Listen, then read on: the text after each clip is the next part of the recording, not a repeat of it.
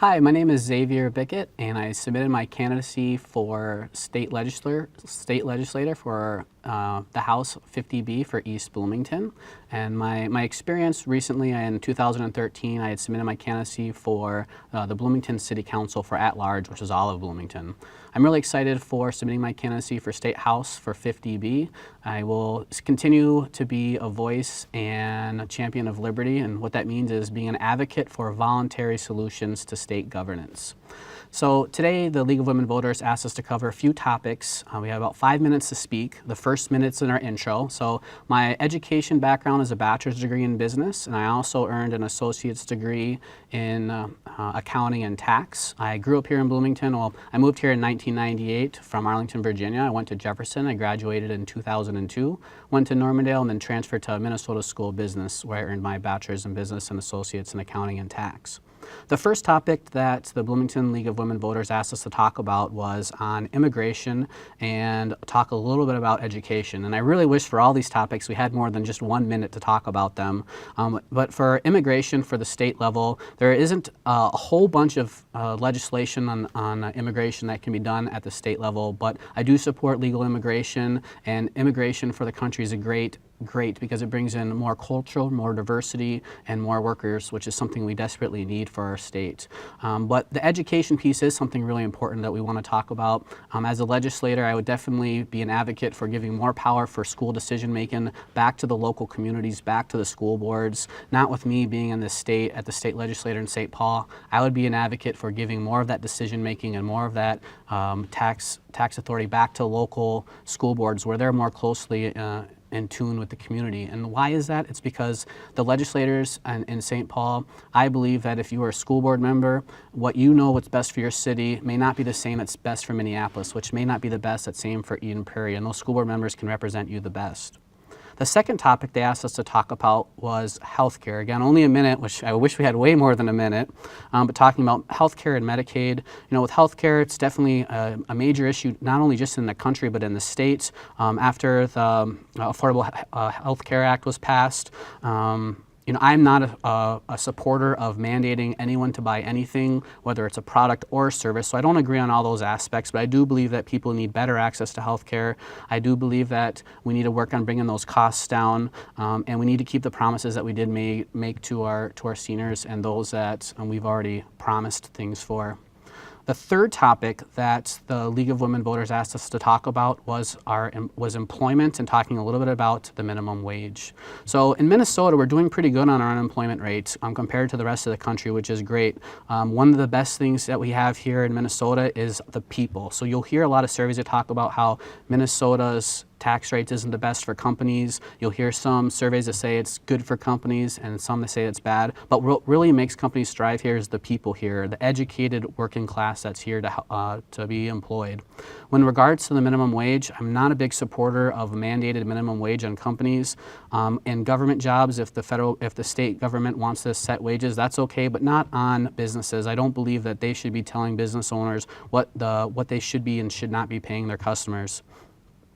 I went to Wendy's the other day. I was looking for the dollar menu and it was gone. And I was wondering kind of what the thoughts were. And the first thing that came to my mind is probably the cost of doing business from minimum wage increases. I think the best way to solve those problems with wages is, as consumers, we need to do a better job of shopping and buying products of companies that treat their employees the best. And I think that's really what's the best way to solve it, is through voluntary community solutions where we're being smarter consumers and choosing where we should shop and what products to buy.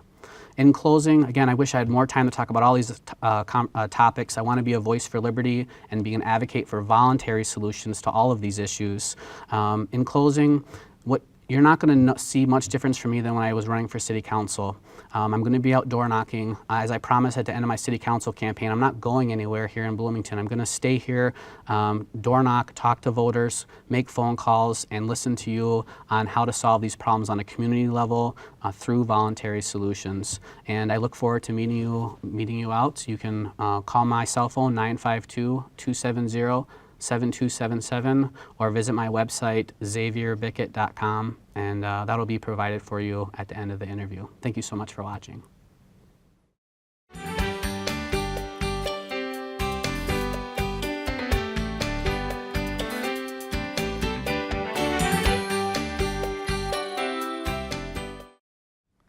Hi, my name is Ann Lincheski, and I want to thank the League of Women Voters for offering us this video forum.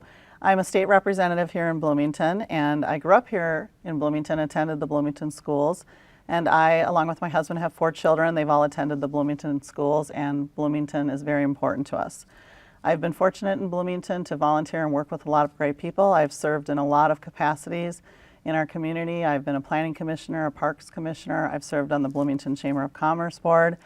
Before I was in the state legislature, I was served on the Bloomington City Council. I now serve as the tax chair in the Minnesota House of Representatives.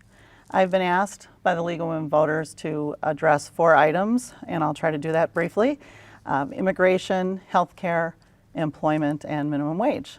As far as immigration goes, that's really a national issue. The Minnesota legislature and state legislatures don't really deal with immigration too much. However, having said that, I will tell you that I work with a lot of business leaders and a lot of CEOs, and immigration is a big concern for them. They need more immigrants in highly skilled fields. We need more scientists and physicians and engineers and people in IT.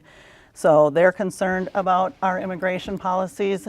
Additionally, the state demographer tells us that with the baby boom retiring, we are going to have a need to replace our current workforce. So Minnesota is actually in the position where we need more immigration. As far as healthcare goes, the folks probably know that the Affordable Care Act passed by Congress asked states to do one of 2 things: either take the federal exchange for how citizens buy their health insurance in a one-size-fits-all way through the federal government, or states could design their own exchange, which is what Minnesota did. We call it MNsure. And citizens, I think, know it got off to a bumpy start. We're now in a position where MNsure is doing quite well, and I'm happy to report that Minnesota has seen, we had 8% of Minnesotans unemployed, and we're now down to, or not unemployed, uninsured, and we are now down to 4% since we opened MNsure. Additionally, we have the lowest insurance premiums in the country, and while I know citizens don't like paying their insurance premiums, I'm happy to tell you that the data is in, and Minnesota's insurance premiums are the lowest in the nation. Regarding employment, I'm happy to say that I've been the bipartisan author of a lot of legislation to help with job creation and economic development. We've solved a lot of problems in cities across the state to encourage more businesses to move to Minnesota.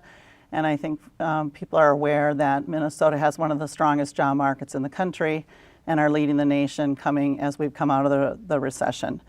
As far as the minimum wage issue, I did vote to increase the minimum wage. Proud of that vote.